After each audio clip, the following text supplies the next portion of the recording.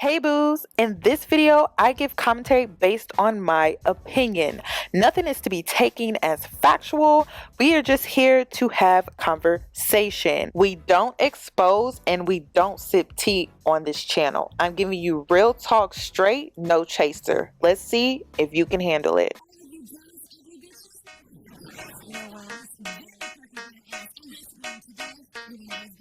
Cause I'm a boss. Oh, hell no.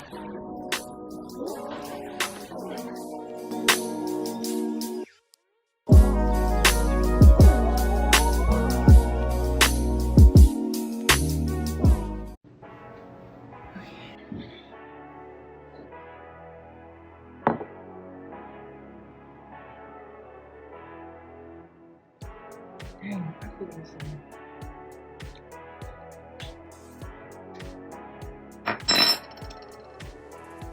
Dang, did I title this? I didn't title it. I'll title it. Okay, so I just wanted to talk to you guys because I have not been on YouTube, and it's because your sister, I just been booked and busy. I don't know what's going on, so I haven't been able to like sit down and record anything. So I was like, you know what? Let me get on here real quick and talk to y'all. Why is it that, okay, I'm gonna just say it. Why is it that whenever you're doing good, an old fling wanna pop up on your doorstep? Random. I don't know how I pulled it off, but woo, I pulled it off, and I was in bed by 10 o'clock, and I was watching my show, Bridgerton. And all I wanted to do was watch my show. That's all I wanted to do. Oh my God, the whole time I'm like, oh my God, I just want to get home. I just want to watch my show. So yeah, that was me yesterday. There's nothing wrong with being abstinent. Like, you'll know who's really for you. You got women giving themselves to men that has no respect for them, lying and still cheating. Oh, that's what I wanted to talk about. Okay, first of all, I just want to say this because I understand the sexual liberation that a lot of women want nowadays. But like, I don't feel like your sexual liberation should be comparable to men because you're not a man, you're a woman. So me personally, and this is just me, okay, y'all do what you want to do because it's your life. We all have free will. But I struggled with this because I wanted to know, like, am I sexually liberated? Like how do I even define that for me? Because so many people try to define it for us as women. It's like, no, I want to define what my sexual liberation is. I don't want it to be compared to men because I just feel like that's like spiteful. It's like I'm only doing it for them. But when you only do things for others, that's not liberation. You're doing it because of how others perceive it to be. So for me, I feel like I've found my sexual liberation, and my sexual liberation is being selective with who I give my sexual energy to, because my sexual energy is freaking magical. Okay, it's bomb AF. And why is it so magical? It's not because I be out here splitting on the D. I be out here knowing how to do every trick under the book that a sex worker can do. It's just, I feel like my sexual energy is what makes my sex bomb. So it's like, I don't want to give it to just anybody. It doesn't have anything to do with like society, how others view women when they are, a little more free spirited. That's what I call it. Or it doesn't, it's just, I don't know. I'm just very selective because if I really see myself as a prize, not everyone can get first place. Like that's just how it is. Not everyone can win you. So if you out here just giving your sexual energy out, this is me thinking to myself. If I'm out here just giving my sexual energy to just everyone, if I'm out here just having sex with just everyone, I'm no longer like a prize because everyone can have it. Like anyone can get it. That's like putting on like a some type of tournament or something, and everyone wins something. And it's like, no, like everyone can't win me. Like that's my sexual liberation to me as a woman. Like not everyone can win me, not everyone can touch me, and I like how I like how it leaves a mystery to folks too. Like, dang, what is she like sexually? What would it be like to win her? Instead of Oh, I already had her. I already know it. Yeah, I already have her. I don't like that's my sexual liberation is having that type of hold. And everyone wants to talk about Lori Harvey, but I'm like, none of these men have spoke of her sexually. We haven't heard anything. Nothing. Absolutely nothing. Why is that? There's still, and that's the thing. Like every woman wants to know what's the secret to Lori Harvey. She has this mystery to her. All we can do is come up with assumptions, gossip, but we really don't know her like that. I like that about her. I love that about her. She's a Capricorn. She's a Cap. So listen, at the end of the day, do you? But for me personally, hey, pretty A Afro. That's my thought process on it. And I feel like any woman can win with this thought process because one thing that I've learned with men is like once you give up the sex, it's hard to get them to do anything. So good luck with that. I'll be damned if I slip up with a baby and he's struggling in any way or disrespectful. That's why I don't have sex with men I don't respect because it's like if I lose respect for you, the first thing that closes are my legs. Then I'll probably block your number, but the first thing that's gonna close are my legs because it's like, oh, ooh. Because if I get pregnant by you, God forbid, Jesus Christ, God, thank you for sparing me. I'm now having a baby by a man that I don't respect. Not for me. Where were you when I was younger? Like before I was married, I stayed down with one man, and I'm grateful for him, but I didn't really date around, and that's okay. Like that's the thing. When we look at Lori Harvey, I think the reason why she gets so much hate is because so many women are envious and jealous of how just she does her. She doesn't care. She don't care about what we think because she really out here winning in real life, and she don't be posting her life to social media. So again, she don't care what we think. All we can do is speculate. But sis is really winning in real life, it seems like. She's really, really winning, and I like that. I tell y'all that all the time. Listen, I come on here and do what I do, but at the end of the day, as long as I'm happy off the internet, that's what really matters to me. I don't care. Y'all can say I'm ugly, fat, single, bitter. Don't tell me I can't cook because that really hurts my feelings. Because I take pride in my food. But anything else, like, don't be talking about how dirty my house is. I'm going to have to fight you because I'm not a dirty person. Like, stuff like that I care about. But, like, how you think of me, I don't care about that. But, like, my food and my home, I care about that. I sound like a mother, but it is what it is. Y'all know how your mama... Now, y'all done cleaned all week, right? Y'all done kept the space clean, but she still wants you to clean, deep clean before she have company over. That's me. We gonna have to deep clean. Who coming over? Listen, I'm rushing home to deep clean. That's the type of girl that I am. So I care about stuff like that, but like all that other stuff, I don't care about that because my SD sent me his first D pic, oof, to me last night. I don't even listen. If you want to get blocked by me fast, quick, in a hurry, send me a dick pic. Our bodies are temples. Like we can't just have anyone coming in and out of it. I don't even want to use a religious standpoint. Like this is strictly what Kiana wants because that's what truly matters to me. It's not even about religious. It's not about society. It's about what Yanni wants. I don't want any and every man in my energy, point blank, period, because they have some type of control over you when you allow any and everyone in your energy. And I don't need nobody controlling me like that. So for Yanni and her well-being, you can't come in my energy. You definitely cannot experience my sexual energy because my sexual energy is bomb. And one thing that I've recently realized is like my sexual energy is possessive. Men become very territorial, possessive, low key, and I got to be careful with that. She probably not having sex with none of them. Exactly. That was my point. Exactly. And I also noticed like when you give up sex, men don't want to chase you like that. That's why, as a woman, if you want to get out here and experience, there's nothing wrong with that. I just feel like you gotta be smart about it. Like don't be having multiple sex partners in the same social group of men. Just don't do that. Don't do that. Have different social groups. And the reason why I say that is because it's still going to leave that mystery for you. It don't have nothing to do with how men view you. It's going to leave a mystery for you.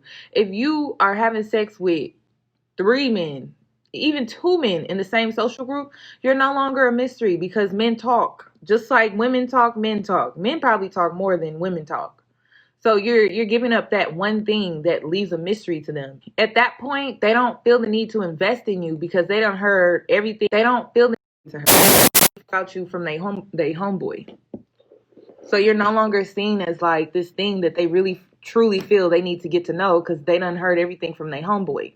So I mean, y'all can use religious stuff, y'all can use societal standards and all of that, but really it just comes down to the point you're no longer a mystery. He already knows what you're into because he done got the 411 from his homeboys. So it's like, what can he invest into you that he already doesn't know? Like, what can he invest in you to bring certain things out of you when he already knows the 411?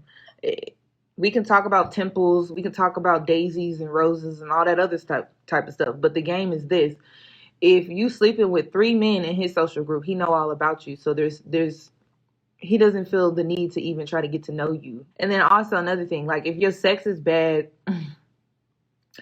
men talk about that the same way that we talk about men and their sex game being bad. It is what it is. So I just wouldn't do it. I feel like the biggest flex any woman can ever have is having the mystery to her, because men are going to want to get to know you. They're going to want to invest time into you because they don't know you. They're like, dang, she's a mystery. And whenever there's a mystery, there's an adventure. I hate how people just assume she was sleeping around. Yeah, I don't get it. I don't know where people are getting that from. I guess it's because they don't just date around without sleeping around. They feel like when they date around, they sleep with the person that they sleep with, or they sleep with everyone they date, I guess. I don't know. Now, I don't do that. I told you I don't do that for so many different reasons. The pH balance is my number one thing. pH balance. It starts there, it ends there. And I learned my lesson with that. Let me just keep it a stack. I learned my lesson with that when I had a friends with benefits, which I never said I would have a friends with benefits, but I decided, what the hell, right? Let me just get the experience. So I had a friends with benefits situation. Now I didn't have multiple partners, but I found out that he did, and I ended up getting BV. And BV is basically bacteria developing in your vagina, and it throws off your pH balance. It throws off the smell. It's horrible. What woman in their right mind? Like, listen, I wasn't sleeping around. He was sleeping around. So imagine if you sleeping around, he's sleeping around. What is that doing to your vagina, girl? It's doing some stuff that it shouldn't be doing, you know? So that's how I was like, oh, sleeping around would never be for me, ever. Because you got to have monostat on standby. Monostat, whatever type of tropical cream that you, or not, it's not even tropical because it's not even, you just put it on the outer layer of your vagina. You got to take an application and shoot it up your vagina. Who wants to do that? Not me. Every woman's body is different. Maybe mine's is super sensitive. I don't know, but it's just not for me. And you'll know if you're a woman that can even handle that type of stuff. And then also, everyone thinks a condom does something. Not when fluid is being exchanged. You can still get herpes. Even if Lori Harvey was really out here sleeping around, it's the assumption for me. Like, how do you know that? You don't. You're just making that assumption because of why. You stereotype women for being seen with men. That's it. With different men. That's it. You don't know. You don't have a clock or a timer or some type of sensor on her vagina to really know that. You're just making assumptions about a woman because she's a woman being seen with men because she dates. Which is what you're supposed to do. Oh, another thing that I wanted to talk about, because I was mentoring all day yesterday. And first of all, I love y'all. I just want to throw that out there. I love y'all. I feel like y'all have pure intentions. Y'all have pure energy. Y'all are just very, very like sweet natured people. I know I have trolls on here, but I feel like the people that really, really F with me, I feel like y'all are like the sweetest people I've ever met. And the reason is because I see a lot of you guys in me, but then not only that, like this girl that I was mentoring yesterday, she played the guitar, and I thought that was just so dope. I'm like, you play the guitar? Like, that's so cool. Like, I want to be like you low key, you know? Because I'm like, I never met someone that like was really into that, you know? So y'all know the feminine Yoni is all about individuality. So I love when girls come to me with individuality. And she was a girl that played the guitar, and I just thought she was so cool. Like, you play the guitar. Anyway, so I wanted to talk about this because she was young, 19, 20 years old. And you know, when you're in that age, you feel like you got to have it all figured out. And she stood out to me yesterday because I'm just like, oh my God, like I used to be just like you. She's a Capricorn too, by the way. Capricorn. She also had some Leo placements. She had, oh, hold on. And I think she had Sag placement. So she got a lot of masculine energy in her too, but good leadership skills.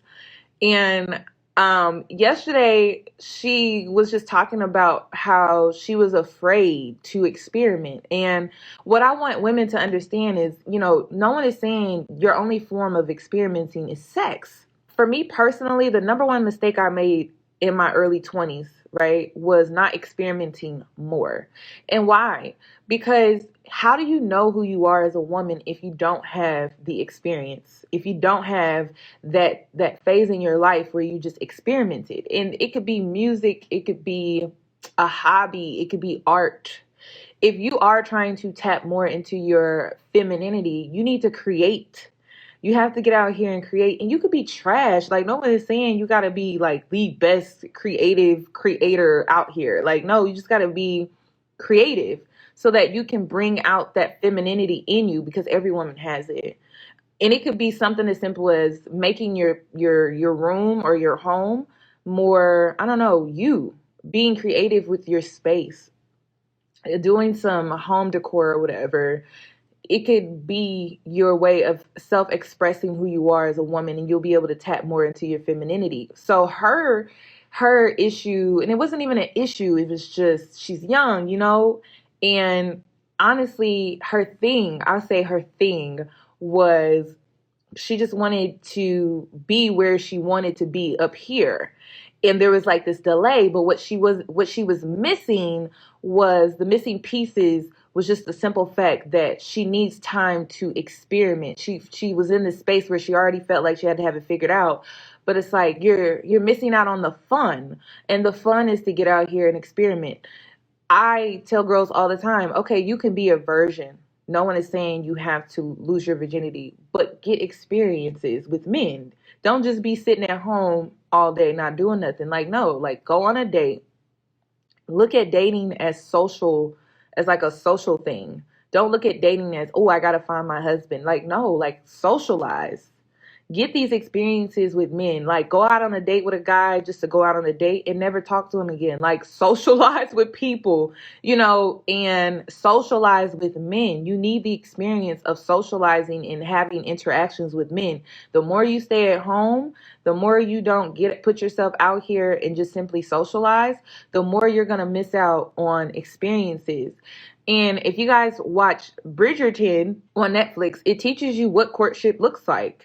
And you are supposed to interact with different men so that you can find out what you like. You're not going to know what you like until you get out here and start experimenting with different men so you can find out what you like. So date around socially. I call it socializing, but you date and experiment with hobbies, experiment with music. My favorite style of music right now is jazz with a mix of like different instruments. I know, like I'm really liking jazz and the piano together. I love that sound right now. And chill house music, like the type of house music that's real chill and mellow. I love that sound of music right now. And y'all, I never thought I'd say this, but low key, I've been getting into a little bit of country myself.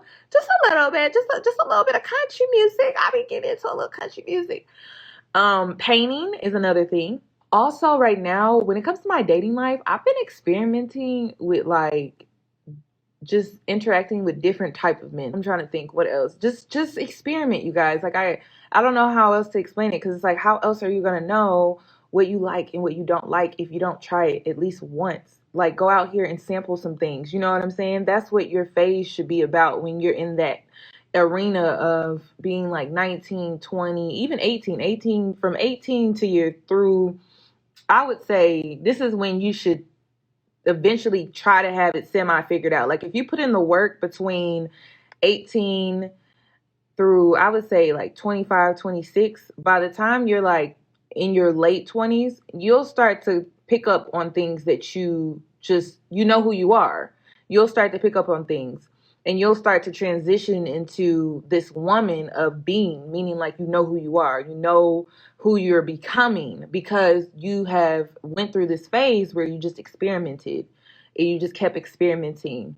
And you guys, like, that's the phase where you cut off your hair, you dye it pink, you dye it purple, you dye it yellow, you dye it blue.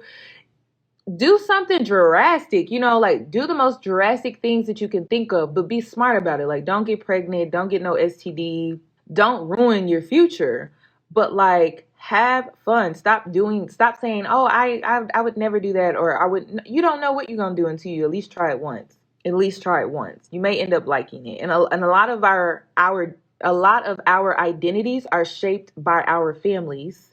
So they're not even our own. You don't even know what your identity is. When you're 18, 19, 20 years old, you don't know what your identity is, because your identity is based off of how your parents molded you and groomed you to be.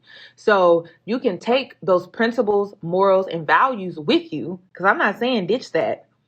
What I'm saying is you have to build who you are on top of those things that your parents taught you, because you're not who you are. You are who they want you to be. So take the principles, take the morals, take the values, put them on these blocks, right? That's going to be your foundation, right? This cup right here. This is your foundation, your morals, values, principles that your parents developed in you as a kid. And then you start to build on top of that, because now you have this solid foundation. This is a solid foundation. And now you can start building on top of this so that you can become. And becoming is just, if you read The Alchemist, in that book, he talks about personal ledger. I think it's ledger. I'm pretty sure it's ledger. It's legend. Ledger or legend. One of the two. I can't think of it right now. But everyone has a purpose, because basically personal ledger or legend in the book is purpose. Everyone has a purpose, and you have to build and become your identity based off of your experimenting, right? So that you can become your purpose, so that you can fall into your calling. Literally, that is how it goes, in that order. And I know a lot of us are like, I'm a late bloomer for sure. So if you like in your late 20s, 30s, it's okay. It's like, let's do it now though, and don't ever feel like you're trapped or it's too late or I wasted too much time. Like, F all of that. F all of that. Because age is nothing but a number, sweetie, okay? All you have to do is start today. For women that tend to be older, you tend to be wiser, so it's not going to take you as long as someone that hasn't gone through certain things. You know what I'm saying? So age is nothing but a number. Don't ever feel like it's too late for me, because it's not. I don't believe in that at all. I'm sorry. I don't believe in that at all. So start today, though. I see people who are older, they're like 30, and they find themselves in this space where they have to do what society wants them to do, or they have to do what family wants to do. And it's like, no, no, no, no. And this is why people feel this way, is because in their 1920s, right, that era, they didn't just take the values and principles and morals that their parents or family developed and build on top of that. They just stayed and remained. And so their foundation is still there. It may have some cracks in it because you probably done went through some stuff. You may have a little trauma you may need to heal from, but like, the foundation is still there. It's just you haven't started building on top of your foundation. So you're still a little lost. You don't know who you are, which is fine. But you still have this foundation that you can build on. You can do it at any time. Anytime. You can wake up tomorrow and be like, okay, today, Yoni said, I'm going to start building myself. So I'm going to build myself. Like, you can start today. Hell, right after this live, girl. On your lunch break. I don't know, girl, but you can start building like today. I believe in you, for real. So just build who you are, because a lot of us don't know who we are. A lot of us walk around not knowing who we are, and it's because we have allowed society to tell us who we are. We have allowed society to label us things that we're not. We have allowed people to stereotype us into being something that we're not. Religion too, just become. And the God I serve, he knows you're a sinner. We're all sinners, and no sin is greater than the next. Don't be focused on making mistakes. And this another thing. This girl inspired me yesterday. Okay? 19, 20, and she's 20 years old. I think she was 20. 20 years old, or no, 19. Anyway, she inspired me, and she's looking to me for inspiration. And the reason why she inspired me is because she took me back to that space where I was when I was her age, and it inspired me to even bring you this commentary today. It's all about becoming who you want to become, you guys. Like, you have to create it. And just like happiness, happiness is a choice. So many people feel like happiness is something that they have to receive, and happiness is something you create.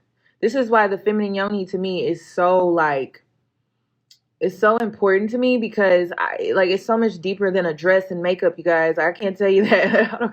But the more you tap into your femininity, you're going to be able to create that happiness, because femininity is all about creativity, and you could create happiness through your femininity through, I don't know, like creating, painting, singing, dancing, being sensual, feeling sexy. I don't know, maybe you're reading more, and so it brings you this like peace and calmness. You're nurturing yourself. So when you tap into your femininity, you're creating, and you're creating happiness. Happiness is not something that you give, or no, happiness is not something that you receive or that you get. It's something that you create. Another thing is, I tell men all the time, I'm like, you don't make me happy. And men get intimidated by me when I say that. They get so intimidated by me when I say that, because they're so used to meeting girls that say, you make me happy. No, I was happy before I met you. But we have created this moment together. We have created these memories together. We have created happiness together. But understand, I was happy before I met you. So a lot of men get intimidated by that, because they don't know how to invest in a woman who's already happy prior to meeting. And honestly, what men don't understand is, when you have a woman that's happy prior to you guys creating memories, all you have to do is think about how you can create more memories and create memories with each other. Because when you create those memories, you're going to create the happiness together. But she was still happy before y'all met. So as a woman, you have to create your own happiness, because you don't want to have this codependency. Codependency can be very toxic when you depend on this person. If they live, breathe, you're literally depending on this person in an unhealthy way. So creating happiness together, I think, is beautiful. A lot of people create happiness together through memories, love, affection, but your happiness should still be there prior to that person. It should never be something that a person gives you. So the more you tap into your femininity, the more happy you're going to become, because you're going to be in this creative energy, and you're going to create your happiness within. Friends with benefits is not where it's at, honey. It's a setup. I tell y'all this all the time. It's a setup. If you're going in with a friends with benefits, it don't need to last no more than 6 months.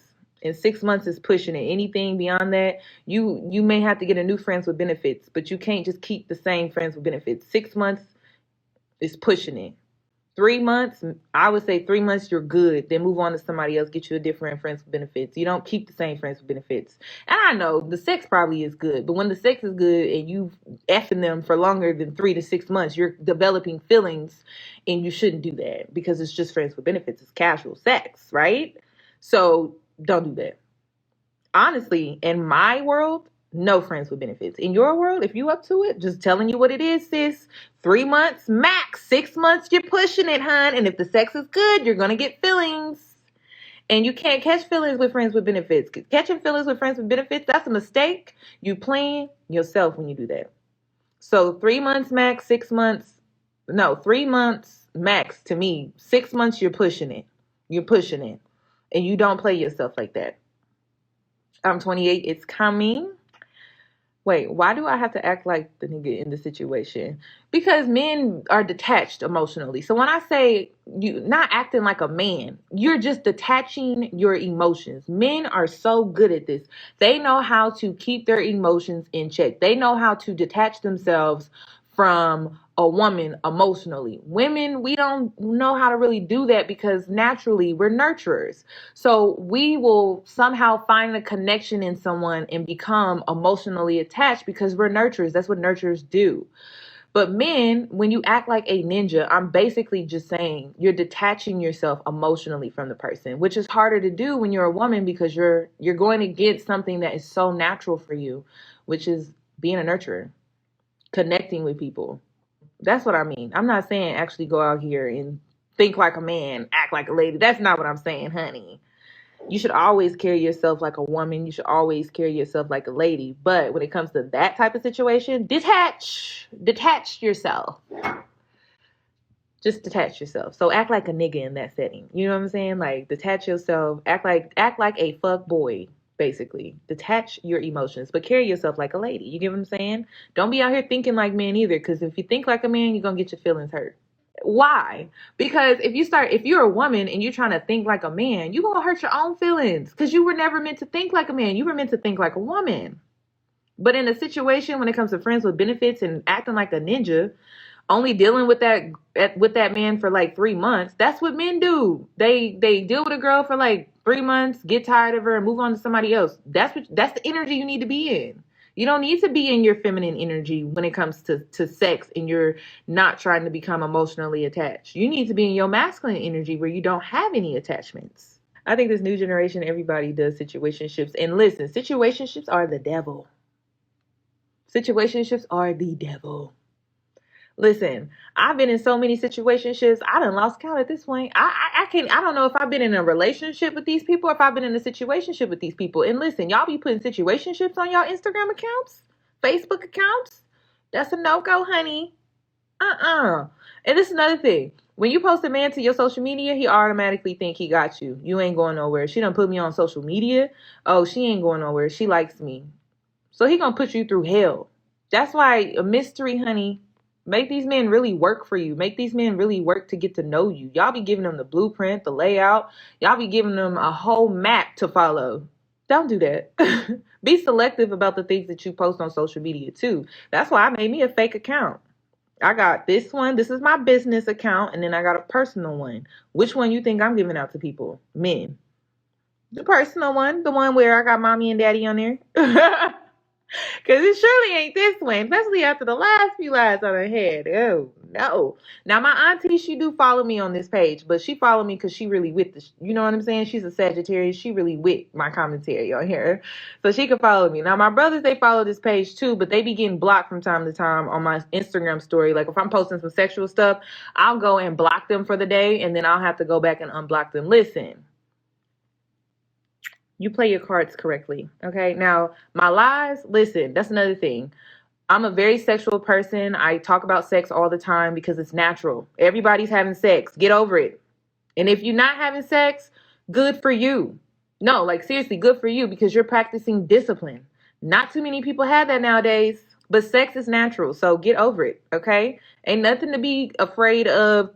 It's sex. Like, I mean, like, if I look at sex the same way I look at, well, I don't look at breastfeeding as sexual, but like, it's natural. You know, like breastfeeding is natural. Sex is natural. Hair on your body, under your arms, on your vagina.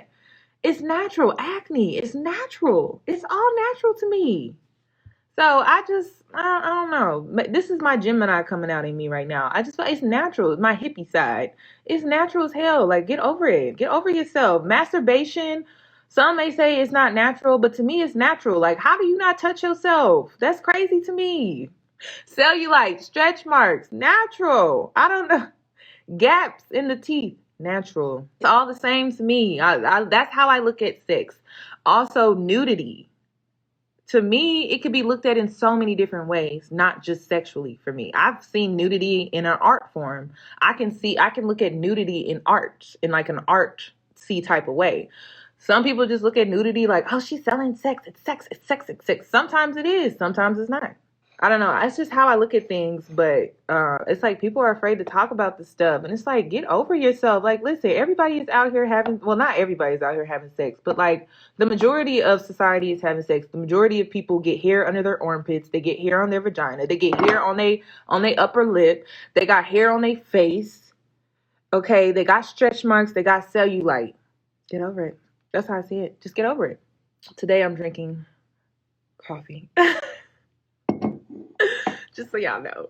Did I spike it with some alcohol? Y'all never know. I don't drink during the day. I wonder what that would be like. Spiking my coffee with some alcohol though? Ooh. Did that spring? Oh, we're good. Did I used to be a stripper? Have you met my father? If I was a stripper, I'd be dead. Okay? Dead. A stripper? I'd be dead. Disowned. I'd be dead. I don't know who would have killed me first, my father or my older brother. One of them would have killed me. Listen, have you met my friend? Like, have y'all met my people? They're not going for that. No, my brother's crazy. It's not even about that. It's just about the fact that yes, I would be in a whole body bag. Like what?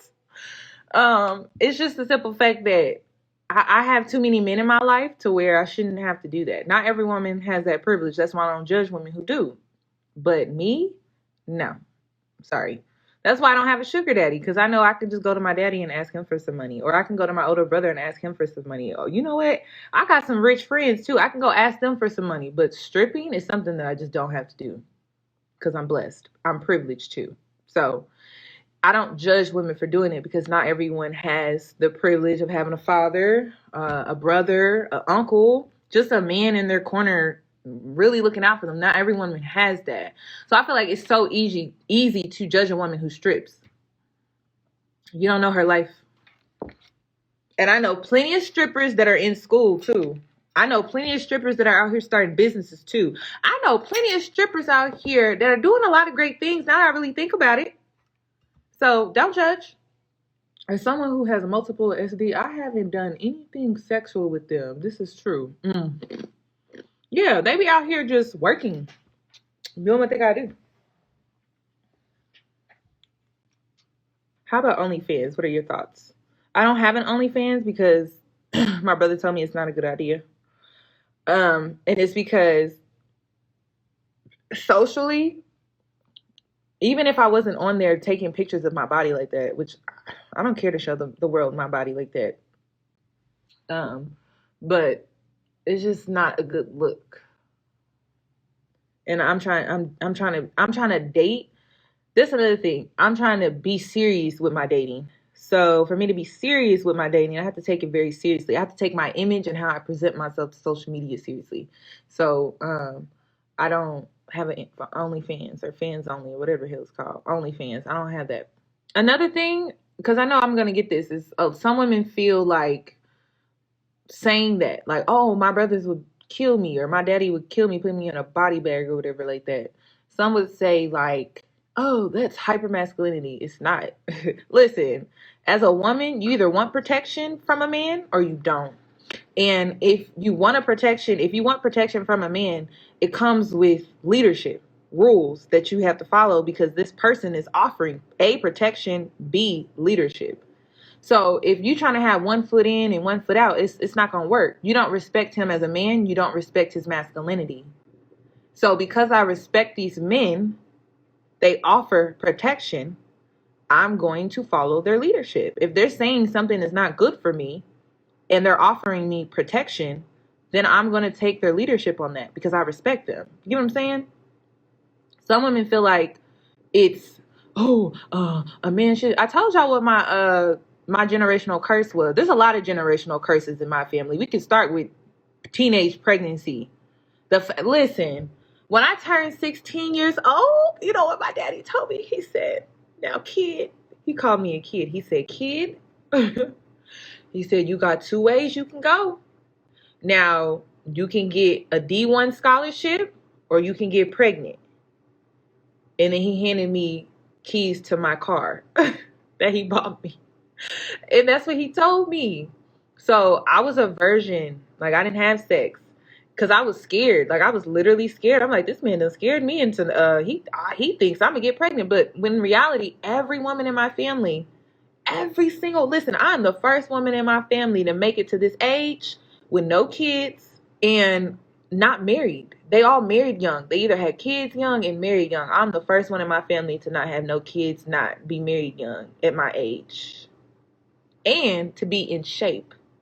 That's another one.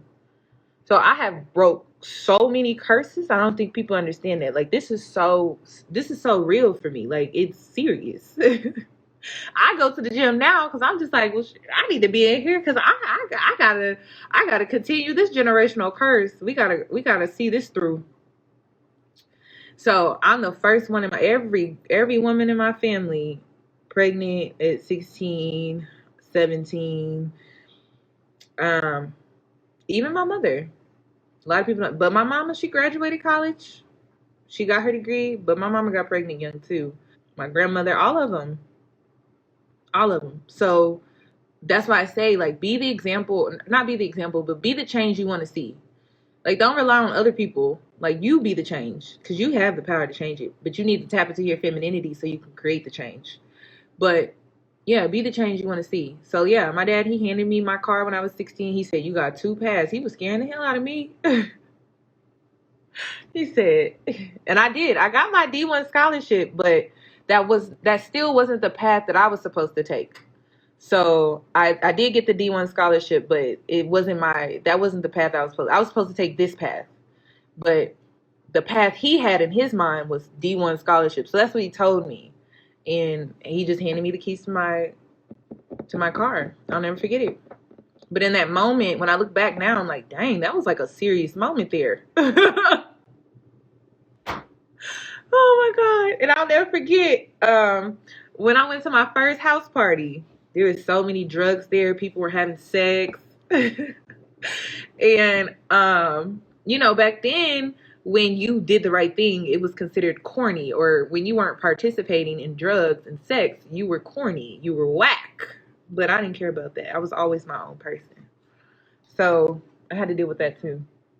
But when I look back on the situation, I didn't understand how important that conversation was. But not every girl gets that conversation. You get what I'm saying? And this is why I don't judge women, because they didn't get that conversation at 16.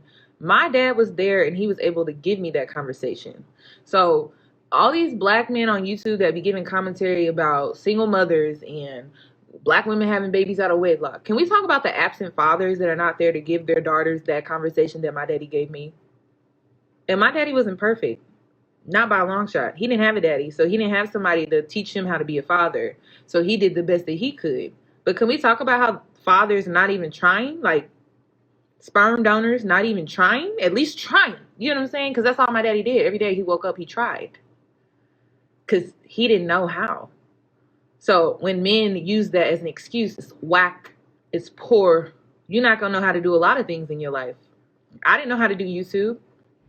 Hell, I didn't even know how to French braid. I taught myself how to French braid because I didn't have a sister. I'll never forget when I was like 8, I begged my mom. I said, Mom, please, can you buy me one of those mannequin heads at the beauty supply store because I want to teach myself how to braid. And begged her. Back then, those things were expensive. They were like $50, $60. So one Christmas, she bought me a head. And that's how I learned how to French braid. I used to watch my older cousins braid their whatever guy they was dating at the time's hair. And so I would go over there and just watch. And then I would go home and I would practice on my mannequin head. That's how I learned how to French braid. So when men try to use that excuse, it's whack. It's poor. And it's just weak. That's how I see it. But respect masculinity. Like, if you really have masculinity in your life, you need to respect it. Because it's a privilege. It's a luxury. It offers protection, guidance, leadership, perspective. That's another thing. I don't want no man thinking like me. I want a man to be respectful. But I don't want him thinking like me. You thinking like me? Why? I can't stand that. And I can't stand it when women be wanting a man to think like them. I be like, girl, why you want a man to think like you? If you want to go talk to somebody that thinks like you, go talk to your homegirl, your friend. Let a man think like a man. Oh my, I cannot stand that. I just, oof. That's how I knew I wasn't gay, because I was around a lot of lesbians too. I was around a lot of lesbians. A lot of lesbians tried to get at me. And I love lesbians. I do. It's just, I'm not sexually attracted to you guys. I think you guys are dope. I like how sexually expressive you guys are. I like how you guys experiment, explore. It's just, I'm into masculinity. I'm into the organic masculinity. Organic. The healthy masculinity. I'm just not into women. But that's how I knew. I was like, dang, I want the real thing. I need to get that off my chest, because I'm tired of seeing that. I'm like, I don't know men thinking like me. I know who to go to if I want somebody to kind of think like me. I go to my little girlfriends. My mama gonna give me a wiser perspective, and then I go to my girlfriends. They probably gonna give me a similar perspective. But I know who I need to go to when I need to be told something that I probably don't want to hear. But I need to hear it. You get what I'm saying? That's why when I made my tweet the other day about a man I respect can check me. And oh my God, girls are like, why does a man have to check you? I can tell you've never had masculinity in your life that you respect that way, that you look at in a very high value way. Because just because a man makes money does not make him high value. He's just a high earner. Let's get that out there. He's just a high earner. You got high earners, and then you have high value men. And high value men are men that you put in a space where you think highly of, you value them, you respect them. So they can come to you on some, you know what? I think you could do better than this. And you'll respect it because you see them as a high value man. You see their perspective as value. You see their advice, their leadership as value. Y'all be calling everybody high value men. Listen, there's only a few high value men that I could really be like, oh yeah, he's high value. Some of these men are just high earners. That's it. They got money. That's it. A lot of women, especially in the black community, never had a father figure, so it makes sense why they think it's a man's controlling. It's not a man controlling you at all. Also, I do say this because I had to check my brother. Now, just like my brothers and my father could check me, oh, best believe I be checking them too. Best believe, because they be trying to tell me what to do. Now wait a minute. Now I'll take your advice. You can advise me. You are an advisory, right? But at the end of the day, it's my choice. So respect it. We've had that conversation because they be trying to listen. I'm grown. That's my favorite thing. I'm grown. Now wait a minute now. But it takes balance. But the number one thing when it comes to relationships like this is respect. Because they're never gonna take you coming at them saying, "Oh, like you doing too much." It's all about respect. It's all about balance. It's all about trying to understand one another, respect one another. And when you have respect at the foundation of any type of relationship, that's a relationship that will last a lifetime. So my dad, like, yeah, we will get into it, but he's learning to respect my boundaries. So it's not controlling. He knows when to back off, and he knows when to show up. He knows when I need him to be there, and he knows when, oh, she can handle it. She got it. Because I raised her to be like that. But listen, the dysfunction starts with the absent father. It starts there. That's why a lot of women don't like masculinity. They've never had it. They never had the healthy kind. They had the controlling, the manipulative, the emotionally abusive. They had the worst of masculinity. They haven't had the healthy. And that's where the disconnect comes with that tweet for me, is girls look at masculinity like it's toxic. But you got to separate toxic masculinity from healthy masculinity. Every woman needs healthy masculinity. You need protection. You need leadership. Because why? If a man is coming in your life leading you, that's less work that you have to do. Why work yourself to death? I don't believe in that. And I know as black women, we were taught, work twice as hard, work work faster. You know, you're a human being, girl. Like, let's just take out the gender for a sec. You're a human being. You weren't meant to do all of that. But black women be like, nope, I do it. I have to do it. No, no, you don't. And we get that from, I don't want to say, we get that from slavery, but we also get that from fathers not being in the home. Like, as slaves, we didn't have no choice because men were either being lynched, dead, whatever. Like, we had to look out for ourselves then. But, like, if you got a healthy man in your life, step to the side. I mean, let him do it. Why you feel like you got to do everything? You gonna wear yourself out. And no, you don't lose any power. The only time you lose power in situations like that is when you compare yourself to a man. If you're not comparing yourself to a man, which in my opinion, you should never compare yourself to anyone outside of yourself. If you want to compare something, compare who you used to be to who you are now. They should be different. You should be becoming a better woman. But it should never be you're comparing yourself to a man. What you doing? Y'all not the same. Y'all different. That's like comparing yourself to your friend. Y'all not the same. Y'all different. Don't compare yourself. Don't compare yourself to me. Don't compare yourself to anybody on this app. You look in the mirror and you compare yourself to who you are and who you used to be. And you keep moving forward. You keep bettering yourself. You keep growing. You keep becoming. And when I say becoming, you're becoming the woman that you were intended to be. Everyone came here for something, for some reason. You're just not here just to be here. And if you are and you feel that way, that means you're just existing. You're just surviving, but you're not really living. Because you came here with intentions to do something. And you need to tap into your femininity so you can figure out what that something is. Because I can't tell you what it is. And, you know, it's funny because whenever I get girls who come on or girls who purchase a mentor package for me, they think I'm about to tell them what they need to do. I'm like, girl, I'm not telling you what you need to do. I'm trying to figure out what you want to do so I can tell you that this is how you can go about to get it or to do it. I'm going to tell you what worked for me.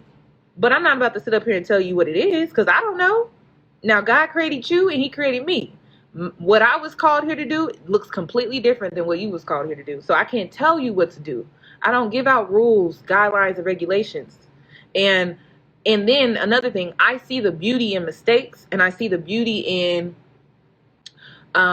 wrongs. Why? Because they teach. Okay? They teach. So for me to judge you off of a mistake that you did, for me to judge you off of something you did wrong, that's whack of me. Because when you do wrong, when you make mistakes, that's when you learn the most. When you get it right every time, you're not learning nothing. You got it right. There ain't nothing to learn. But when you make a mistake and you do something wrong, you learn the most. You learn the most. And you learn quicker than everyone else. You learn way quicker than everyone. Let's go back to school. I use this example all the time. When you took a quiz, you failed. It prepares you to, it made you look into some things that maybe you need to focus on in order for you to pass what? The test. You know, in college, you get the syllables. You know when your quizzes are, you know when your tests are, you know when the finals are, right? So you could have failed 2 tests that led up to the final, right? But the number one test that matters is that final. But you failed 2 tests, but you passed the final. This is how life is. So it's just like, I'm not about to judge you for a mistake. Like, if you had a baby, it is what it is. How can we move forward? How can we move forward in a direction that is healthy for you? How can we move forward in a direction that is going to better not only your life, but your child's life now? We're not about to focus on the mistake because this baby, it came here to teach you something. Maybe about yourself, most likely about yourself, about your life, maybe your purpose. You never know. So that's why, like, when I see, like, men talking about a single mother doesn't deserve a high value man, says who? Says you? You ain't nobody. You not God. You not God. That's not how it works. So I don't like it when I see that. And I'm speaking from a spiritual standpoint. We could talk. Some men would be like, well, yeah, it may be harder for her to get a high value man, but if she puts in some work, you never know what she can get. And that's with anything in life. People are always going to tell you you don't deserve something, you shouldn't get something. Listen, if you working your butt off and you doing what you need to do, you can get whatever you want. I believe in that. Whole heart. Literally. Because I'm the underdog, you guys. Like, I'm the underdog. When I say every obstacle that I've ever went through, the odds were Yoni is not supposed to make it. Yoni is supposed to give up. Yoni is supposed to quit. Yoni is just supposed to just stop. No. Like, why am I stopping? I ain't stopping for you. It don't mean nothing to me. Like, if I really want something, I'm going to get it. It may take me some time. It may take me 5 years. But I'm going to get it because I'm going to stay consistent, persistent, and I'm going to get it. There's no, oh, no, I'm not getting it. No, I am. It just may take me some time. That's why age is, to me, is nothing but a number in my opinion. Yeah, no just means new opportunity, new path, new direction, new. That's what no means to me. Still a yes. But only when we speak in this context, okay? Because if somebody is trying to have sex with you and you tell them no, they need to stop. You know what I'm saying? But no. Prime example, my best friend, love her to death. Yes, I'm using her in this commentary tonight. Yes. When she moved to LA as a plus size girl. She was probably like, I don't know, maybe like 230, 240 something, 240 pounds. She went out there to become a stylist. She had a hard time. She had a hard time because people didn't take her serious because of her size, right? Because she was a plus size black woman in LA trying to be a stylist for people who were like size 2s, right? Now, when I saw my best friend, I'm always good with vision. Whenever I see a person, I see things in them that they don't see in themselves. I just have that gift. Don't know where I get it from. But I told, like, since me and Lexi became friends since freaking middle school, I'm like, Lexi, you're a model to me. And she was just like, what? I don't see myself. She just had the look to me. Like, she has the look to me. She was always a model. She was always a performer. She was in that rim, right? So when she moved to LA, and she was talking about she wanted to be an assistant, I'm just like, you want to be an assistant? I'm like, okay, we all have our dreams, but I still saw her as a model. But she didn't see it in herself. So she had a hard time. And then I don't know what happened. Something just clicked for her. And she was like, you know what, Kiana, I'm going to start going to castings. And I'm like, this is great. You about to go to your... Like, she started going to castings and stuff. Then I just remember her getting signed. And when she was... But before she even got signed, she was going to these casting calls. And they were telling her, no, you don't have the look. They were telling her, no. They kept telling her no. I don't know how many no's that girl got, but she didn't stop. She didn't quit because she knew this was something that she wanted to do. The only reason why she was becoming this assistant was because she felt like that's what she fit into, right? That's what she could kind of get the fashion. She would be in the industry, but she would be in the background. But it was never intended her to be in the background. It was intended for her to be in the spotlight. But it was going to take her to be persistent. It was going to take her to not give up. It was going to take her time. So she didn't give up. She kept going to these casting calls. They kept telling her no. But she didn't stop. She didn't quit. It was almost like the more she was told no, the more she felt like she had to level up. And then she was told one yes. That one yes led to her life changing forever. That one yes led her to be the model that she is. So I don't believe in no. I believe you just need to work harder. You need to come back. You need to, when you're told no, you need to ask, well, what are some things I could work on? And then you come back and then you show them that you have worked on these things. But you always stay persistent. You never give up on yourself ever. I don't care what it is. So if you want a rich man, then you keep going after that. That's what you want. You want to marry High Perkins? You keep going after that. Ain't nobody. You keep trying. That's my thing. You don't give up on yourself. The only reason why people are not successful today is because they quit. That's it. Because you gave up. Lori Harvey, that's another one example. She dating around. People want to know the secret. She didn't lower her standards. She didn't just settle. That's the difference between Lori Harvey and other women. She just don't settle. She has a standard. She has her fun too. That's another thing. You have your standard, but you also know how to let your hair down. You know how to have a good time too. But she had her standard. That's the only difference. Some of us get with a man and we just was like, well, I guess this is the best that I can do. So I'm just going to settle for this. Why? If that's not what you want, why settle for that? Now listen, I can't even sit up here and be like, I never settled. No, no, no, no. Last year I settled. Stupid. And I had gotten comfortable. It was the comfortability. I was in this energy of being comfortable, but you know what? I was not happy. I was not happy. I was not happy. And when I look back, I'm looking at old videos of myself, old pictures of myself.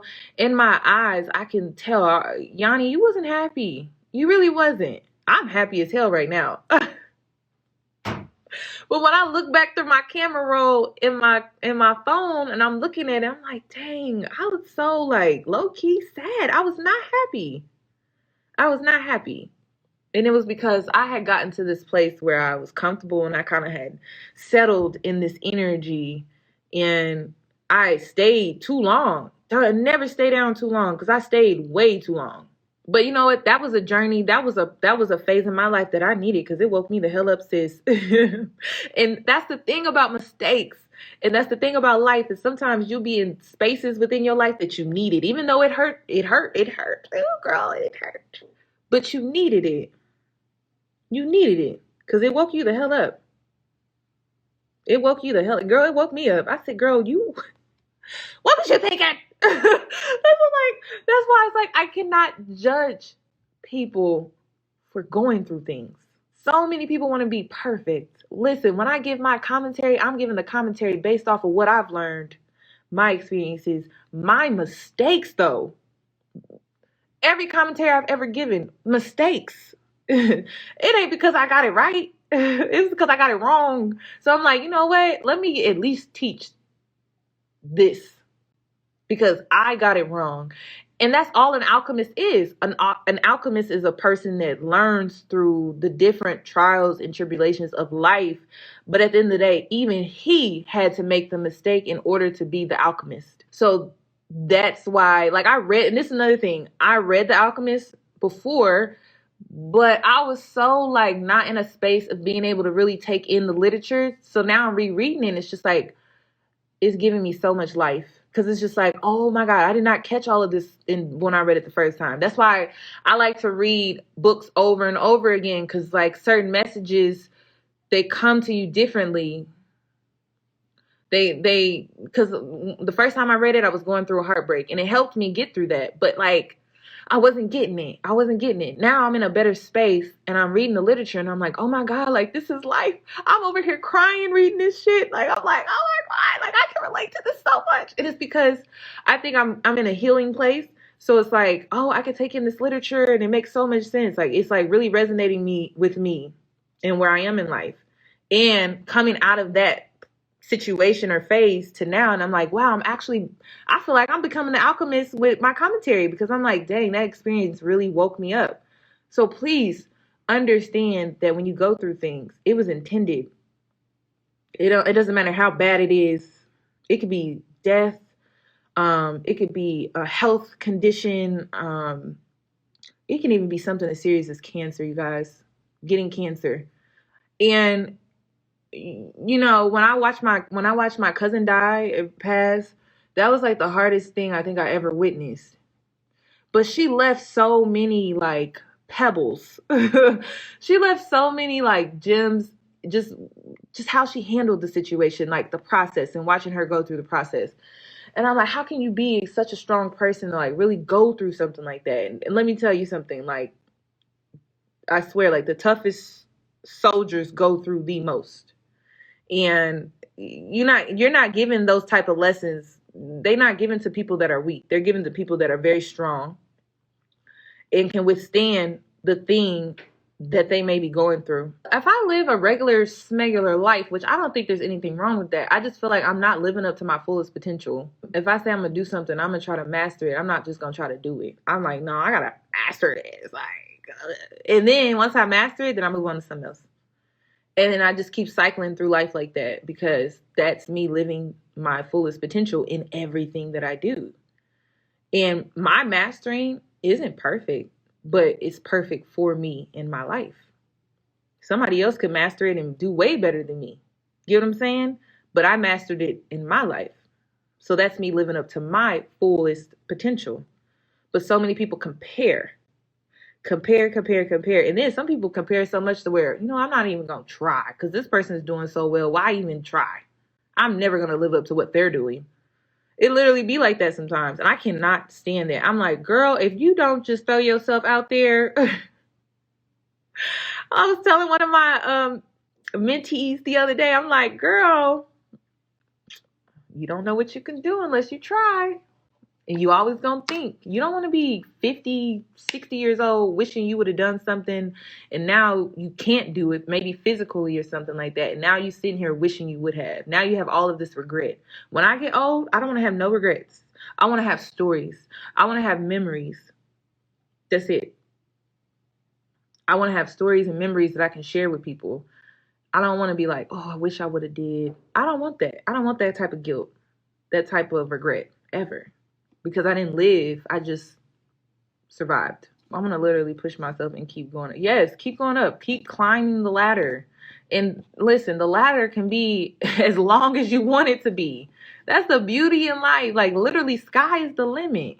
So when you're born, you're on, like, the lower half of the ladder. But you can just keep climbing and keep climbing. And that's why age is nothing but a number to me, because you could be 40 and still climb the ladder. If you choose to do that, when are we truly ever satisfied?